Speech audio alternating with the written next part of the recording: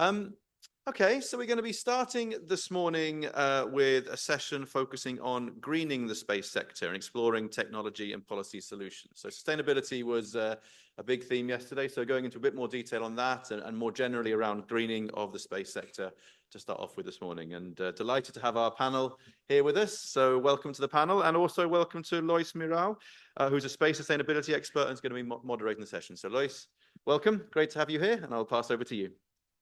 Thank you, Dan. Good morning, everyone, and welcome to this roundtable about greening the space sector and exploring policy and technology solutions. So we are gathered here again with a roundtable about sustainability because we are a bit worried about the sustainability of space activities, as we should be, right? Because the number of debris will continue to grow even if we stop launching tomorrow morning. Then we have known this for a long time, but the numbers keep on growing, even almost 50 years after the publication of Donald Kessler's landmark paper on the topic. But in recent years, several other issues have come to the forefront. Astronomers are worried about the loss of science and increasing costs in operating observatories because of light pollution from satellites and space debris. But that's not all. Recent research indicates that during their ascension from ground to orbit, space launchers emit large amounts of particles in the upper layers of the atmosphere.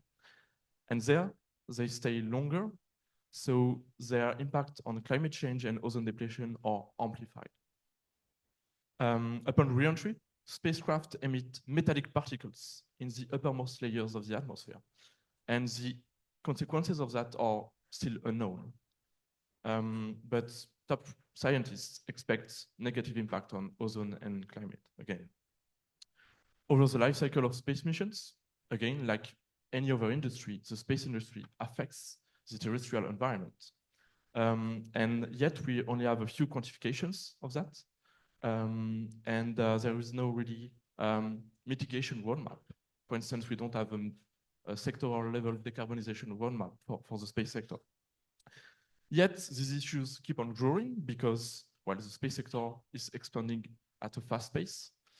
And if we look at other industries, well, they are making plans to mitigate their impacts. And so the space sector could be left to be the bad student, right? So yes, we are worried. However, today we have the opportunity to hear from individuals who are actively addressing some of these issues. And so we'll be discussing the solutions they're working on and also their views on the topic. So now let me introduce them. So we have first Stella Tkachova, who is Program Manager for Space at the European Innovation Council and SMEs Executive Agency.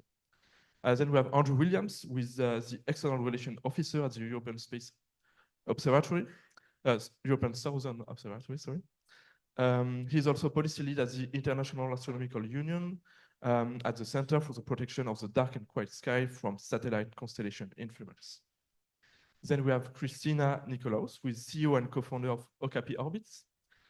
Then Michael Cheng, who is board member of the Earth Space Sustainability Initiative. And last but not least, we have Mariela Graziano, who is Executive Director of Strategy and Business Development for Science, Exploration and Transportation at GMV. So now our speakers will have to share their introductory remarks. They will have about 5 minutes each. Then we'll go to the question round, and then we'll open the floor from question from the audience. So let's start by hearing from you, Stella. So thank you very much for the invitation. For me, it's an honor to be here. I'm the program manager for the EIC. My job is actually to propose space challenges in the annual work program and also to manage our portfolio. And today I would like to share with you about our program for space debris mitigation, remediation, and space recycling. Thank you. So if you want to elaborate on this, you have 5 minutes. Oh, perfect. So I first want to tell you that the EIC is about funding high-risk, game-changing technology innovations. And we have a EIC space portfolio. And as part of the portfolio, it was built and created. We have the Pathfinder Space Challenge for Space Debris Sustainability, which is from TRL 1 to TRL 4. And the idea is actually to have game-changing technologies and concepts to mitigate, remediate, so including robotic solutions and propellantless, and also look at in the long term for in-space recycling. It just opened a few days ago, the call. So you're very welcome to look at it. And the deadline is the 16th of October. Have in mind that the Space Challenge is called, they give 4 million for consortium, but there also, you don't need to be in a 3-people consortium. So it could be only 2 organizations. So it's very interesting opportunity, I think, for our industry. Thank you. Yes, Andrew? So good morning, everyone. So I'm coming from the European Southern Observatory, which is Europe's largest astronomy organization. We operate a suite of world-leading astronomical observatories, and we're currently building what's called the Extremely Large Telescope, which will be the world's largest ground-based optical telescope. And it will be operational for the next couple of decades, probably out until at least the 2060s, I would say. So yesterday we were talking about going back in time in a time machine. So we're thinking about going forward in time and imagining what will the LEO environment look like in, let's say, 2050. Will there be 100,000 satellites? Or, you know, if you tally up all the filings at the ITU, will there be 1.5 million satellites? And what will the night sky look like? So we're thinking about the impacts of the growing number of space objects on dark and quiet skies. And that's what I want to talk briefly about today. So I want to emphasize that, you know, we're sensitive to the overall context here. So we're aware that European industry is facing some stiff global competition, and additional sustainability or environmental requirements, you know, they create challenges for industry. So we're aware of that. But these negative externalities of the growing space economy, I mean, they are real, and we have to do something about it. So look, if there's 100,000 satellites in low Earth orbit, this means that at any one place on Earth, there will be between 3,000 to 5,000 satellites overhead at any one time. So this is a fundamental change to the night sky. These are more satellites overhead than stars you can see. So we need to think about that. So the International Astronomical Union has created a new center called the CPS, which is starting to address some of these challenges. And I want to tell you 3 things that we're doing, which can hopefully serve as a starting point. So the first thing, and this is the most important one, is having direct engagement with industry. So we've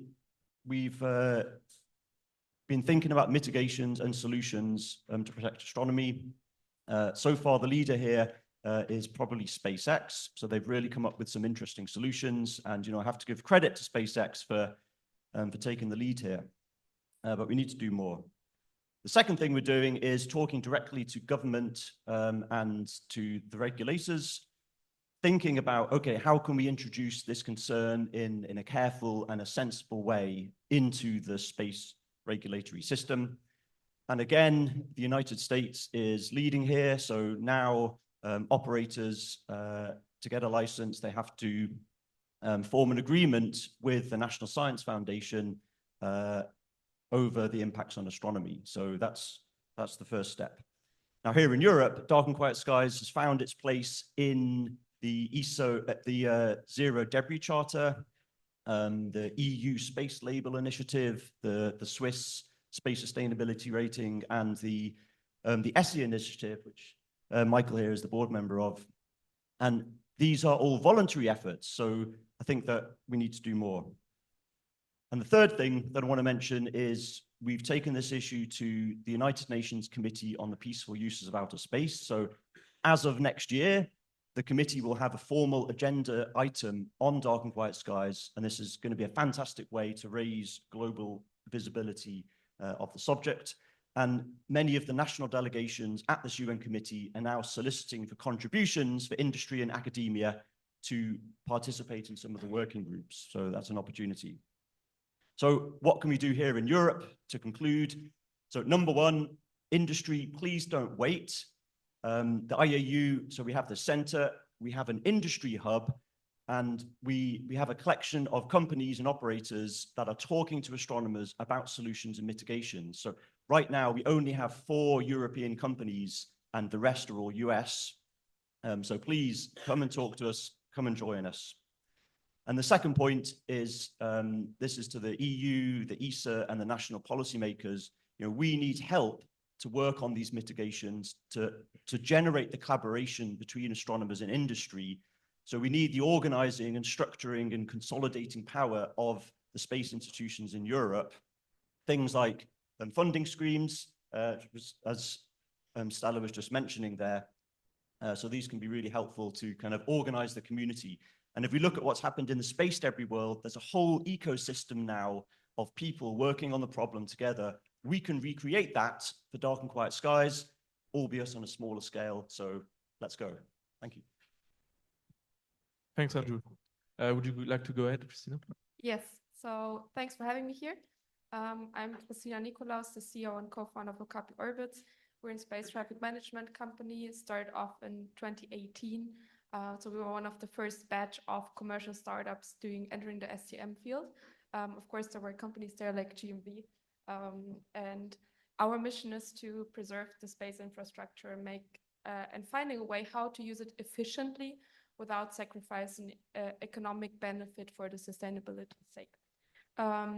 And what we see is that everyone knows this in this room, but I think the broader society doesn't know in that extent how much space helps us to manage risks like wildfire monitoring, but also helping in different fields of our daily life here on Earth. And we see that that's a really urgent topic because wildfire season has started way earlier than ever before.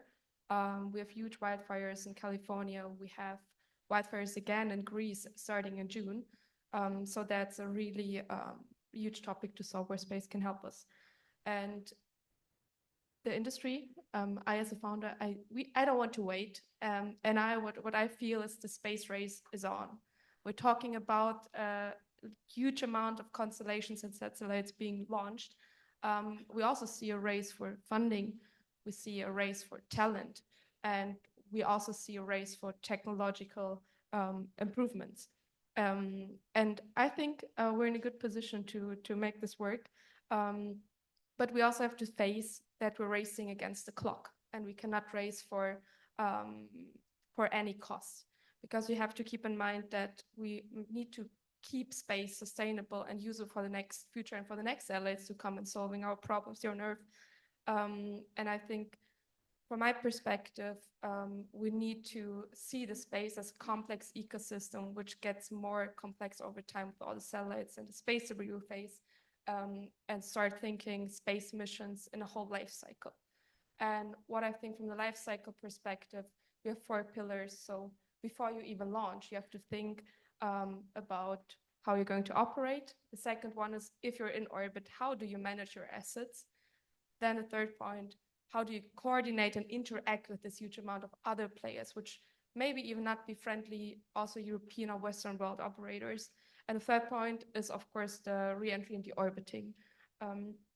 And for the first point, talking about the pre-launch setting, we need to have a better understanding of the environment. So what's going on in space? Who is up there? What space debris and other particles do we face? We also have to think about our own assets. So we have to perform satellite failure analysis. We have to see what's the impact of my mission. Also talking about quiet and dark skies, right? And then if you move forward to operational part, of course, collision avoidance is a topic we're talking about since years. Everyone knows this is important, but we also have to see how do we operate commercially attractive, be competitive. So what are the tools to reduce the overall maneuvers to act in this complex field. And we think a huge trigger is to decrease the uncertainties of positioning of assets, which are their own satellite, of course, or space debris you're interacting with. And then if we look at the coordination part, so we're not, every operator is not alone in space. Every launcher is not alone in space. Every operator has a lot of counterparts. We see space has become a geopolitical field. We see there's tension and geopolitical interest to manage. But we have to keep in space space common good. We have to share data. There has to be some also policy around it, and coordination has to become a non-negotiable party. And of course, interoperability, I think that's a huge topic if we talk about competing systems, commercial, governmental, from different geographical areas, and the automation of how do we operate. And last point, re-entry and orbiting, what makes me feel really confident about our European space industry is that I see we share a common goal, and there are a lot of technologies. We have drag sails, we have collision avoidance, SEM startups, and a huge bunch of things we can implement to make our missions more sustainable. And yeah, what's the takeaway message?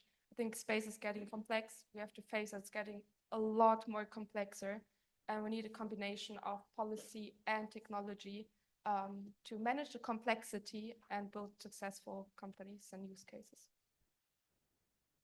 Great, Christina. Thank you. Michael, would you like to say some words? Yes, my name is Michael Chang. I am here wearing two hats. The first is a board member of ESSI, the Earth Space Sustainability Initiative. And in my second role, I am Chief Product Officer at a company called Alaria. So I'll talk a little bit about ESSI first.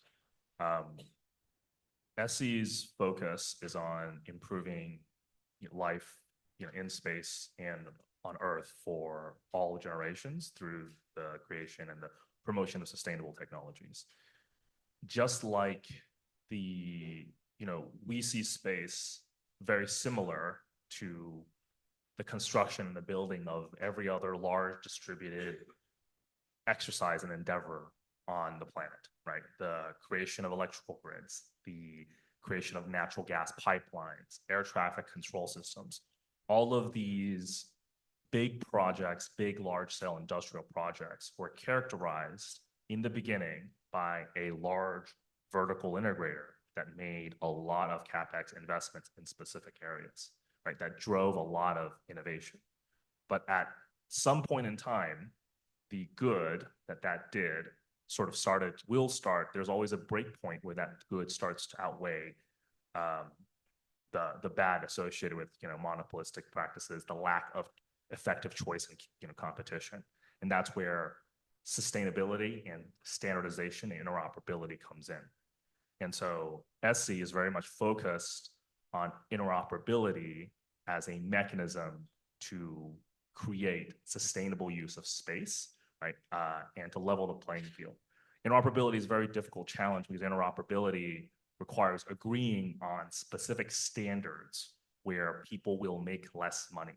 Like, it took a lot of effort for everyone to agree to use USB-C and not Lightning, right? That was a conscious choice of deciding where to make money and where not to make money, which requires a great deal of collective action, right? And that's what ESSI is hoping to promote, right? And I think, I don't know if many of you guys saw, but there was a recent article or recent study in UCLA that drew a fairly clear link between LEO satellites burning up in our atmosphere and the hole in the ozone layer growing bigger, right? And so use of LEO, I'll repeat that, use of LEO is directly linked in some ways to, possibly skin cancer all around the world, right? And so there is this, need for this direct equivocation between, looking at a gas spill, right, on some offshore, platform, looking at like pelicans covered in oil, right, and seeing that as seeing like a disaster in space as the same thing, right? Because it is effectively the same thing, right? In my day job, I'm also Chief Product Officer at Alaria. Alaria spun out of Google 2 years ago to work on SATCOM orchestration, satellite communications orchestration, and we also have a free space optics, a laser communications technology. Alaria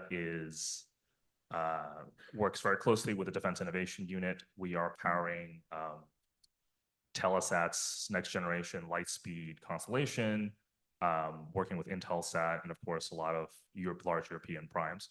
Alaria, we're also working with the European Space Agency to work on 5G non-terrestrial networks.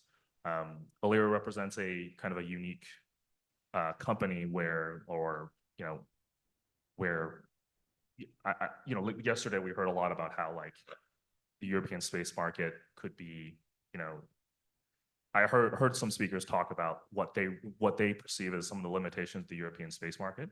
Coming from the American side, I will say that is not necessarily untrue on the American side too, right? A lot of small space startups on the American side are finding themselves having to either sell to very large government defense contractors and very few other players in the space market. So from Alaria's perspective, the diverse number of companies in Europe is like an important part of our go-to-market and an important part of our strategy, right? And that's very much an atmosphere or an environment that we hope to be a trend for larger sort of other startups to come to Europe in the same way.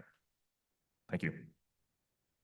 Thank you, Michael, for this interesting thoughts. So we'd like to go ahead, Mariela. Good morning, first everyone. Thanks for inviting GMV. I'm Mariela Graziano. I'm working for GMV. GMV, I think it's kind of a known company here in Europe, but not only. But just to recall, we are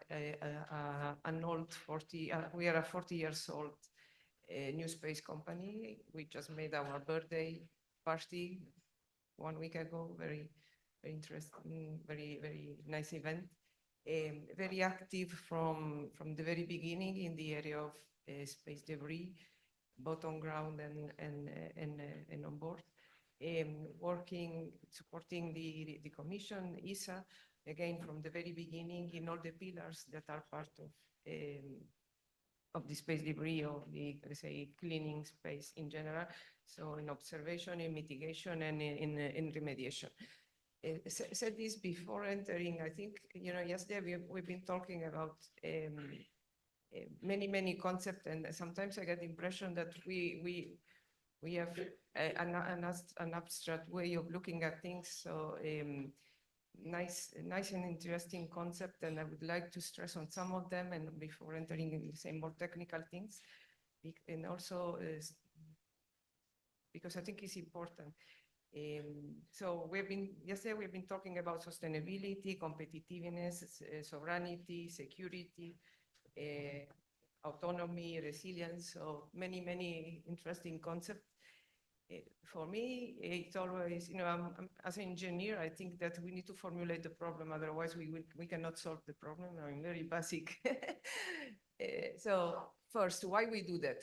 I think it shall be also explicit, at least for me, why we are doing this, because there are always discussion on the future generation, but there is also a present. So for me, we have always to work for having all those concepts for citizens. So sustainability for citizens, economy for citizens, sovereignty for citizens. So of course, we are all companies, and we, especially this is my boss here, so we are getting money also, but for me, it shall also be clear the reason why we are doing this. Otherwise, we can move a little bit the problem and maybe not giving the exact solution. So said all those concepts, which are very interesting and very true.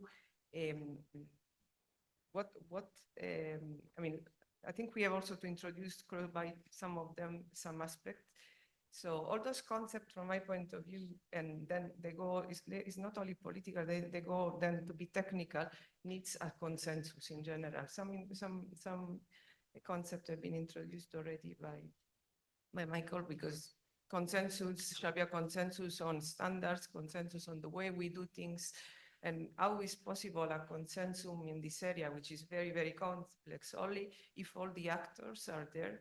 If there is, I mean, yesterday night during a dinner, it came out as a strategy. We need a strategy, a European strategy, with all the stakeholders involved. And this strategy shall also be such that would attract international discussion. Because again, if we really want a sustainable ecosystem,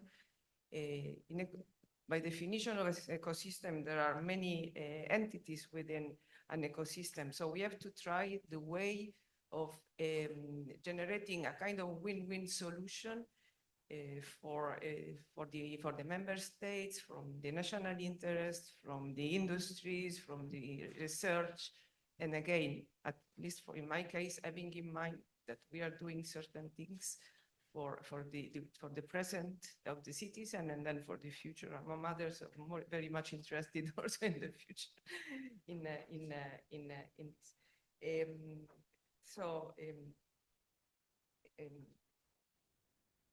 also, there are all those aspects. Again, consensus is very important. Also, because the mandates that different entities might have are completely different one from the other, and also those aspects maybe can look like there's nothing to do with a green space, but it's not true, because everybody has its own view on how the problem shall be solved, and which one is the real problem.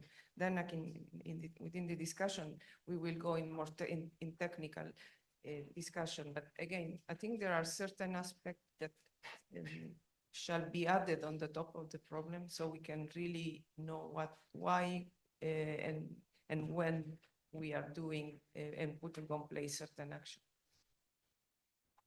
Thank you all for these insightful introductory remarks. I think it sets the scene quite well for our discussion. So, as I said, we are here to talk about the solutions.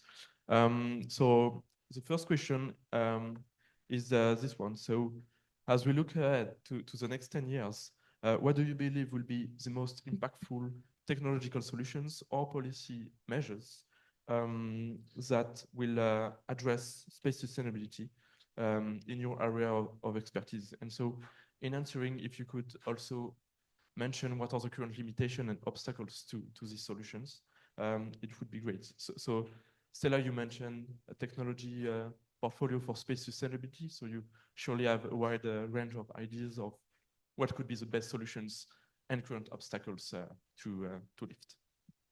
Thank you very much for the question. So yes, we do have EIC space portfolio, and space debris sustainability is one of the 3 pillars of the space portfolio. Today, in it, we have SMEs and startups which are looking at identifying debris of sizes from 1 to 10 centimeters. Actually, as you know, it's very difficult to identify them, to understand them, to know, and the impact is huge. We have also companies which are doing in-orbit satellite servicing, looking at rendezvousing with satellites in GEO. So I would like to see, actually, in the next few years in the EIC space portfolio, to have companies looking more at mitigation, but also at having active debris removal, as I said, nets, propellantless propulsion, like space-based laser for removing debris. I would like to have really a rich portfolio, much more with low TRL, because innovation comes from TRL 1 to TRL 4. It doesn't come at the scaling up. And what I would really love to see, because I believe personally that if we don't learn how to use the debris, we will lose. So we need to see how we can recycle the existing debris, because the huge pieces of debris orbiting Earth, which we don't use. So we need to learn how to use it, reuse it. So that's why I would like to have companies doing that. The major challenges which I see is on a technology level is that we'll have a very, very wide variety. There will be issues linked to interoperability of the different concepts. There will be issues linked to, we might receive proposals which will come with very futuristic and hardware proposals. I don't want this. I want end-to-end interoperability and using a low mass. But I want to see proposals which start from the design phase. So proposal from phase A, pre-phase A, phase A, where they start thinking already on how to design, how to propose a concept which will reduce the debris and which will not create more debris. So for me, this is a major driver, actually, because I think whatever concepts we propose, we really have to think not to create additional debris, but to sustain or reduce what we have already. So that's it. Great, thank you so much. So Andrew, with the IAU and the Dark and Quiet Sky initiative, you've worked closely with both industry and policymakers to make sure that the voices and recommendations of astronomers are being heard and accounted for. So you surely have a wide range of solutions in mind, maybe that SpaceX has implemented or is planning on implementing, and maybe you can tell us about maybe the limits of these solutions. Thanks. Yeah. So from the perspective of astronomy then, and how can we ensure the protection of dark and quiet skies and our ability to conduct fundamental science, which I think we all recognize as one of the drivers of people's interest in the space sector in the first place. So it's important. So SpaceX and other companies, they've come up with some pretty simple solutions in a way. I mean, just for example, SpaceX found that just by changing the orientation, the attitude of their spacecraft by about 5 degrees, they could substantially reduce the reflected sunlight. Now, this had a cost on the angle of the solar panel against the sun, so there was some kind of power loss, but they were able to work with that, and that's a really simple operational practice that made a big difference. And then, you know, they experimented with different models and different coatings, and in the end, they came up with the idea to make the satellites, you know, as reflective as possible, but only in one particular direction. So they've put a dielectric film now on the Starlink satellites. So at some angles, it's extremely bright because it's reflecting all the light there, but at most of the angles, it's actually very dark. So that's a really simple and quite innovative solution. And I think what we need now is for these ideas and these solutions to be shared more widely and to be adopted by other players. And of course, you recognize that companies like SpaceX and Amazon Kuiper, you know, they are not typical space companies for a variety of reasons. And then in terms of the challenges, well, I mean, we recognize the issue that, you know, there's no direct reason to compel any industry to actually take any problem yet. I mean, there's no regulation or there's no rule, with the exception of the FCC requirement to make a coordination agreement with the NSF, which, you know, it's not really a regulation, it's more of a qualitative step. And what we really need is better understanding of the mitigations, how we verify and validate them, how companies can do this in a structured and verified way, such that we can slowly introduce them in a careful and sensible way into regulations that's based on evidence and based on systems engineering principles, and, you know, in a way that makes sense. And then, you know, this does have some benefits for the space industry. So something that we've been doing is coordinated observations of the satellites. So we've just finished an extensive observation campaign with Amazon Kuiper. They launched 2 test satellites, one that had some mitigations and one that didn't. And the fidelity that astronomers are using in their telescopes to look at objects is actually kind of greater than is used typically by the space traffic management sector in their telescopes. And, you know, there's been an interesting discussion and dialogue now that's developed between some of the space traffic, the space domain space situational awareness operators that we're participating with and the astronomers, and it's leading to some kind of innovations there. So yeah, just wanted to mention that. Perfect. So Christina, at Okapi Orbits, you're harnessing the power of artificial intelligence for space traffic management and space situational awareness. So these are hot topics. So you surely have something to say about the solutions, how they can be deployed in the next 10 years, and maybe the obstacles again. Yeah, so I think from the field of space situational awareness and space traffic management, coming to your questions, the challenge, I think in this field we have three major challenges. And I love that you brought this, one of my challenges up, Andrew. I think we need to keep up with the data accuracy. So what we see when talking to customers is the uncertainties attached to a position of a satellite or space debris is really huge. So we need to decrease or increase the accuracy of observations and use existing technologies to do so, to be able to coordinate. And that's bringing me to my second challenge. I think we need a technical and legal framework, and how do we coordinate with each other? How do we build a database understanding? How do we build a common ground of how do we want to act together? And this also has to include international partners. So we cannot stay in our European, US, Western bubble and say, okay, we just coordinate with each other. We have to take into account that there are other players and find a way how we share data and communicate with each other.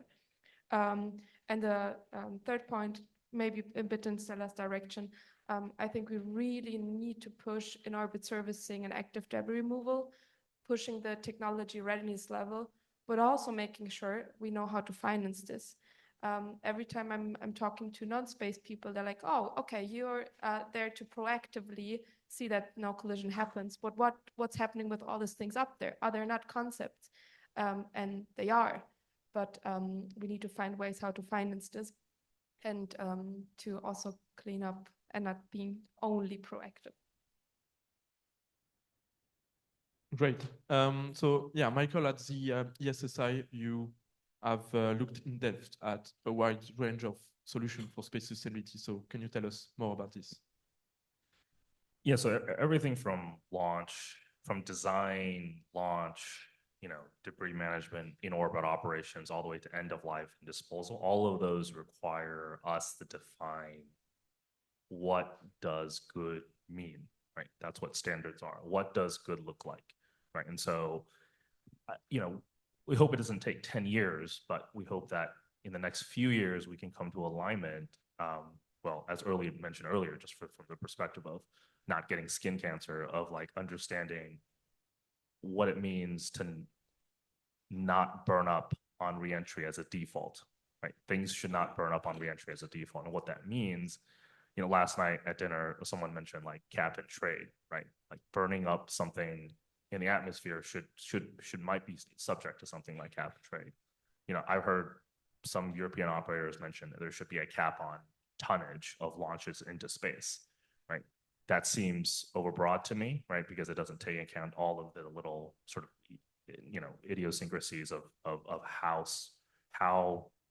tonnage and how launching things into space can affect, and not all space vehicles are created equal, right? And so I think alignment on just a few critical international standards is going to be super important in the next 5 or 10 years, hopefully sooner than that. I think, again, as I mentioned earlier, it can't be understated that the importance of explaining this to people in a way that matters to their everyday life, right? I think my sense is, I guess, where I'm in the circles that I run into, space is largely regarded politically as kind of a distraction, right? It's sort of like this strange thing that's divorced from people's lives, and making, drawing a clear connection between, hey, look, astronomers' inability to spot a satellite or spot a, asteroid or something that has, dramatic impacts on Earth is connected to that is important, right? On the Aleria side of things, I think we're very much in the business of getting satellite operators to talk to each other. And so I think from our perspective, ensuring that there is, I'm sure you guys are all aware of the trend of this, of communication satellites, the increasing demand for bandwidth and latency resulting in communication satellites moving closer and closer to Earth, which is why we have LEO, right? In addition to actual objects colliding with each other, there's also the use of radio frequency waves and optical in the future. And all of that, there without air traffic control system for the use of RF, that will also become congested and unusable, right? Because there's no way to detect when somebody is using spectrum that they haven't been granted. And so we hope to, another hope is the redefinition of what it means to use effective use of spectrum. Spectrum is a public good. It belongs to all of us. It belongs to the taxpayer. And those who are granted spectrum should be using it in a effective and efficient way. Yeah, Michael, when you mentioned the fact that we may have to make sure that spacecraft do not burn up upon re-entry to emit the particles and not affect the ozone layer. Well, if we put that in perspective, we know that, for instance, there's the design for the miles approach, which is trying to do exactly the opposite to mitigate another issue, which is on-ground casualty. So I think this shows that we have, as Christina was saying, to think about space in a systemic way, because it's a complex system, a system of systems. Right, so Mariela, at GMV, you're developing a wide range of technological solutions. You wanted to go more in depth into this technology, so please go ahead. Thank you. As I was mentioning, we are involved in all the pillars of this. So we're in space traffic management, we're in observation, in cataloging, and then in remediation. So let's focus on remediation, which is already quite complex worldwide. With respect to remediation also there, we have to, as always in technical, when you talk technical, there are many solutions that can be applied depending on the problem. So let's simplify and say, okay, we have a problem of how to clean what is already there, because it's a problem, especially certain objects, the big one. And then what's happened from now on? So from certain aspect, it's clear that we need technologies for cooperative and non-cooperative elements. But this is a key. Then from now on, we need to have all the assets that we send in orbit prepared for removal. Now, this shall be, you were asking before, which is the major challenge. The major challenge for sure is the regulation. I'm not scared about technology, because if you have good brains, money and time, you have a solution. I don't see the problem there. The problem here is the regulation, right? The liability. How can you do those things? And then how can you, then also there, you have to share between, diversify. If you want to remove something which is institutional, which is part of a critical infrastructure, this is a story, or if you want to be commercial. Those are completely different story. And if we enter in military stuff, then it's even more difficult and more complex. So again, there is a wide spectrum of solution. Going in technical, so standards, regulation is important. Standards are very important. Focusing on standards, because otherwise, one exercise that, for instance, we are doing with this and the Commission in the last few years, and now we are hoping to try to have a demo mission soon, has been the identification of potential standards for the new generation of Copernicus satellites. The new generation of Copernicus satellites, we are currently designing 6 new Copernicus. Of those 6, 4 of them will carry on board a set of active debris removal devices designed by ESA in collaboration with the Commission. We have been working in 2 of them. One is called MICE, which is a passive element. It's a passive interface that is put on the bottom of the Copernicus. It's something that could simply 500 grams, less than 10 centimeters. put on the top. Together with this element, we have some navigation markers that would allow a safe rendezvous, a safe close proximity operation. And then we have also for retroreflector for the estimation of the rotational state of the satellite from ground. Because of course there are some limitations. You cannot get closer to something so big and so heavy. I mean, just easily.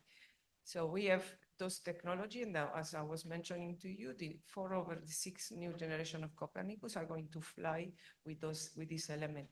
The standard, let's say the nominal scenario is you have a problem with one of your Copernicus, is prepared, is not cooperative, then you fly, you have an active element for removing, it's called CAT. This is positioned within the fairing of a launcher that brings on orbit the new Copernicus. So you go up there, you leave the new Copernicus and you deorbit. This is something very simple. So I mean, we are again trying to push the idea of standards. It's something very complex. It's simple, but very complex because it's sensorized. I mean, I think if somebody wants more information, can ask, I can give you some indication. So it's really the idea of having from now on prepared, the platform prepared for this. This is only one example. Then again, you can have structured more than the miscible, you can have propellant. But again, here the question is from now on, we need to have the new assets to be launched as soon as much as possible prepared for being removed, following the regulation. You know, now that the indication of zero debris is in less than 5 years. Before it was 25. It's only an indication. So I think,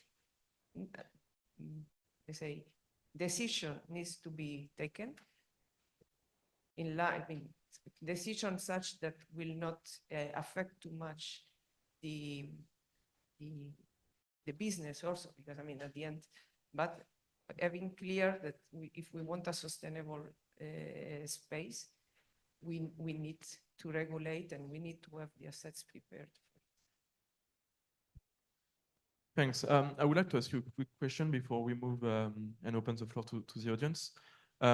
So you mentioned, all of you, some technological solutions, whether it be for space debris mitigation or light pollution mitigation. And what about, in parallel of the development of these technologies, the numbers of satellites sent into space are keeping on growing. Remember the Viasat presentation of yesterday. So would this technology be sufficient if we have, say, 100,000 satellites in orbit? I mean, can we combine both? Would this technology be sufficient? And is there a case for what we could call a space sufficiency? Like we have to prioritize some missions instead of launching basically everything because maybe we cannot mitigate everything with these solutions. So we would like to answer that. I personally think that we should be much more, I think we have less than 5 years, let's say, and we have to be really, really, not only have these solutions and think for every next mission to have these deorbiting capabilities, but also be able to repair the satellites in orbit. So not only the orbit service, repair, recycle, but we need to be, I think we're even late, actually. We're quite late in waking up. I think we should have woken up 10 years ago and actually start thinking in this way.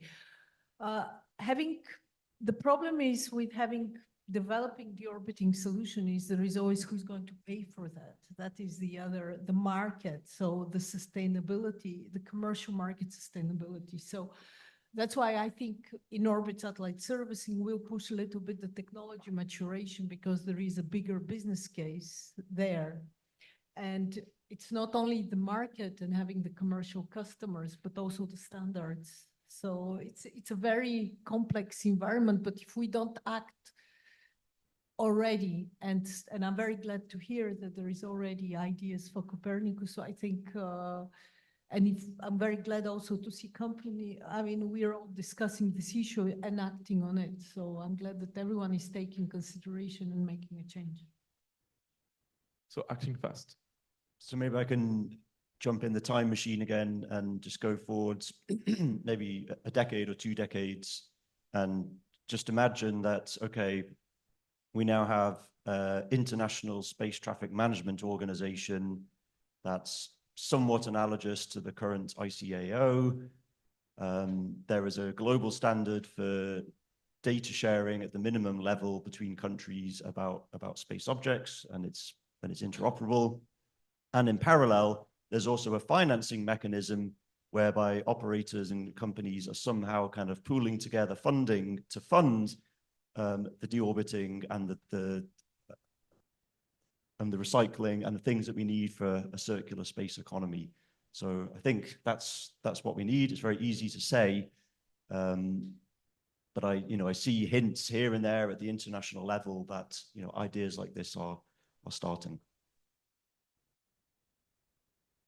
Yeah, and I think coming back to your point of the 100s of thousands satellites in orbit, I think when we saw the first the black Ford car, and no one thought that we will have highways and autobahns and all this many cars, and it's kind of working out. And I think in space, we see so much technology being there in the market.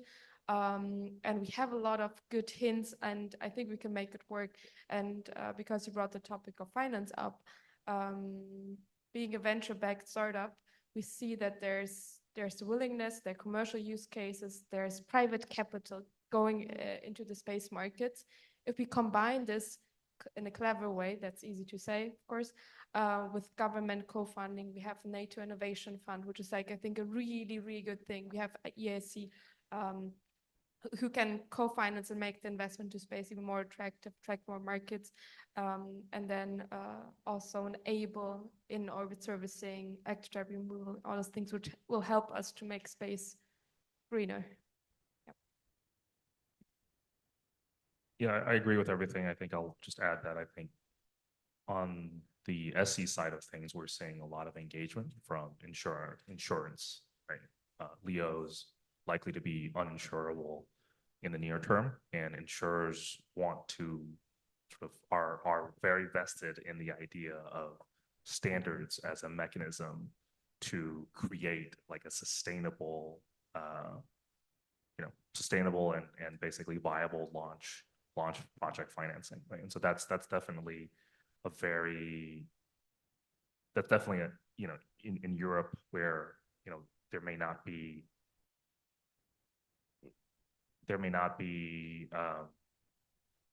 the same large tech companies backing specific thing. I think there is, in contrast, an opportunity to develop much more sustainable financing mechanisms by working closely with insurers. And then at the highest level, I think, if we are in a world with 100,000 satellites or more, right, I think a lot of just from an engineering perspective, a lot of the complexities associated with that, ought to bring stakeholders to the table, right? I don't think it's possible for, and I think SpaceX and Starlink and Kuiper recognizes that. I don't think it's possible for them to operate without multilateral collaboration. Yeah, I agree. And again, this is always as a diamond. There are too many faces. I mean, all are beautiful, but there are too many. So you have a problem because, for instance, when I discuss with my STM colleagues, for them, the most important thing would be to remove Envisat, which is a big problem but then Envisat is not a commercial case. It's on one shot, very expensive, and you can make it all in one way with a net. I mean, it's too old, it's two buses together. So and we made in the past already simulation. We've been designing, and we made a parabolic flight testing already a net. So this is one story. Then, if we talk about protecting critical European infrastructure, is another story. So there shall be in some regulation where those satellites shall be prepared for removal because they are big, they are critical.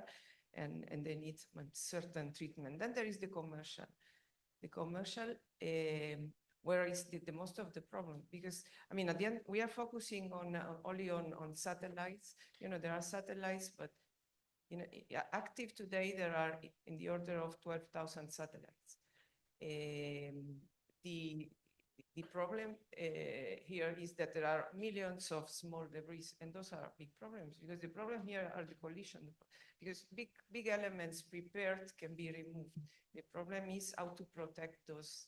So the satellite will need, for sure, capability of collision, more and more collision on board or on ground. I mean, but as much as the population increase, I mean, it's better that you have a certain level of autonomy so you can protect yourself. This does not mean that there's no need from ground, because it will be always needed.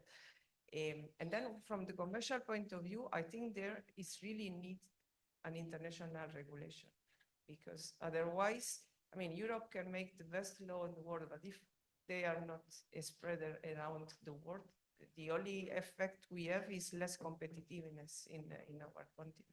But a real remediation or a real problem solving is not going to be there. So that's why I was at the beginning saying that we need to sit together, all the stakeholders, having very much clear why we are doing certain things. Maybe everybody can come with the picture of his son on the table or whatever is your motivation. But the question is, we need to have very much clear and then set a minimum set of regulation and way of doing things that could be accepted worldwide. Because, I mean, if we keep on selling thousands and thousands of satellites, we will have a problem, and that's for sure. So but this problem is not local. This problem is overall, because if there will be a collision, the Earth globe will be surrounded by the breezes. So it's not going to be my problem or my satellites. It's going to be a worldwide problem. Thank you so much. I think we may have the time for one question from the audience, so please keep it short and concise. Maybe we can take two together. In front.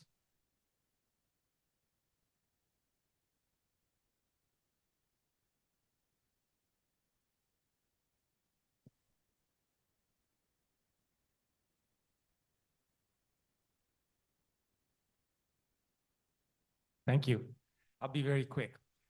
Just going back down to earth for a second, because yesterday there was mentioning of the Green Deal, and obviously we have these carbon footprint reduction objectives that have to be met. So my question to the board is, can this green transition be made profitable? In particular, can there be regulations or legislative means by which we can help the transition of the space industry towards a green space industry, for example, by helping them access finance through carbon credits, for example, or other means? So can this be made profitable to help? Thanks. This is a very good question. And I regret my colleagues from DG DEFIS from Pillar 2 are not sitting next to me, but I can just tell you that we at the EIC, we contributed to these green goals and objectives in 2023, we had a Pathfinder challenge in space solar energy harvesting on how to use solar energy to collect it, to beam it wirelessly, either for microwave or laser to another spacecraft, and also for cislunar exploration. So we are starting to think in this way. But of course, we are an executive agency which looks at high-risk game-changing innovations. So I think your idea and what you're proposing is very interesting, but this is much more for my colleagues from the DGs to look at this vision and on a political, but we are already at the EIC thinking for having, with having a call like that. And that's why also in a way, when we're talking about greening, we also have this year's Pathfinder challenge about space debris mitigation, remediation, and recycling and reuse in space. Actually, we have time for more questions from the audience, if you would like to.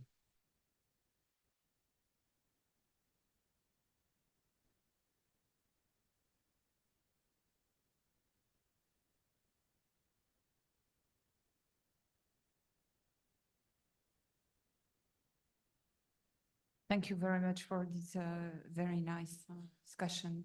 I'm not from the industry world. I'm a scientist, so I'm pretty much aligned with what Andrew said. At the Royal Academy of Belgium, we have sort of a manifesto for responsible and controlled space exploration and utilization. So very much aligned with what you have discussed. So you have mentioned standards, UN regulation, new technologies, and so on. But is there a move to an extension of the space treaties? Is there a move to this kind of regulation? Are there actions in that directions? So I've had the very interesting experience of sitting in the UN Committee on the Peaceful Uses of Outer Space for the past 8 years.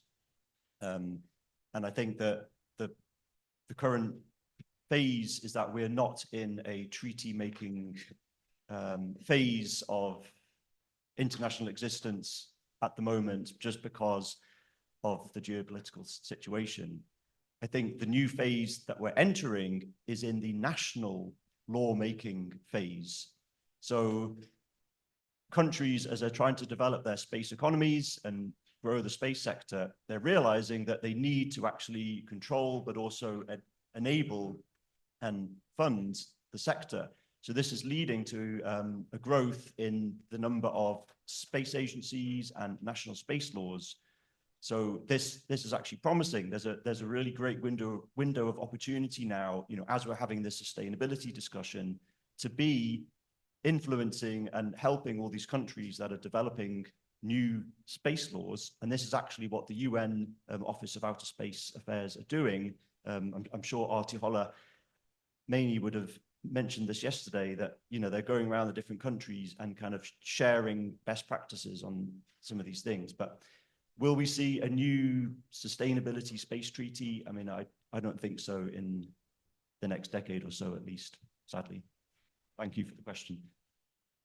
Yeah, I would agree. I think if you look at the record of launches into space, you've got the United States and then China, right? I think the brutal realities of space will come to more quickly collide than we can create a treaty to do that, right? I think the reality is that, and this is back to the cap and trade question as well that was asked earlier, right? I think the reality is, I think that the people that are in space will need to create incentives and disincentives for international participation on an engineering level. I'm an engineer by training, and I think the engineering realities of, making space an unprofitable exercise for everyone will bring everybody to the table.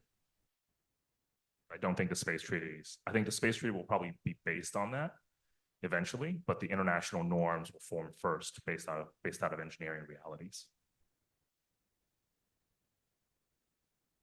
We may have time for one very short and concise question. Hi, I'm Novi. I'm doing my PhD in humanitarian logistics. I'm ex-Amazon Salesforce. I'll keep it brief too. So we have this balance that we need to strike. 40% of the SDGs are directly dependent on Earth observation and global navigation systems. On the other hand, we have sent 15,000 tons into space and only 200 tons has come back safely.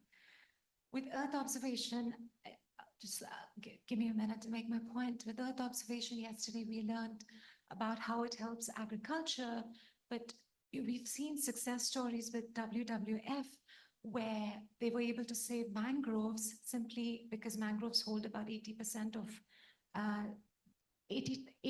8 times more carbon reserves than terrestrial forests. And we could say that only because of Earth observation, because of 30 years of data. Now, my question is of pragmatic hope. We're talking about treaties, of course. what can be done in the next 2 or 3 years to see some kind of significant impact towards the circular economy? 1 or 2 things that will just start triggering hope. Do we go up with a giant magnet? What can we do? Thank you. From my viewpoint, I likely 2-3 years in with the space dynamics is short. I mean, space is a little bit for complexity and for many reasons. I would like to recall at data, even if we are not very much aware, normally apart from Earth observation, every single individual, we are using maybe data coming from 100 satellites per day. So the problem is that we are very much space dependent, much more than what we think to. So what we can do in 2 years, if I'm correctly, for me, really the starting point in Europe and in US, in any places, technologies are already there. What is more, I mean, there are certain technologies that are missing, but there are lots of technologies already available. What is missing, especially in Europe, are end-to-end exercise. So, and when I say end-to-end exercise, it's really going close to a satellite, inspecting, trying to touch it, blah, blah, blah. Or preparing because I can tell you in case of GMV, we are preparing thousands of technologies for assembling solar power in orbit, for recycling, for whatever. So for me, really the starting point is sitting together, all the stakeholders are coming out with basic number of regulation and indications that would allow from now on to make things different. In 2 years, maybe the effect is not going to be there. But at least will be something. 2 years is very short, but we need to really we need a common understanding on how things shall be done from now on at all levels, political level, at technical level, at industrial level, at economical level, and liability level and assurance level. Christina, very quick. Super short. To the regulation part, I think we really have to be careful with regulations. We should definitely not start regulating launches and satellites being shoot up there.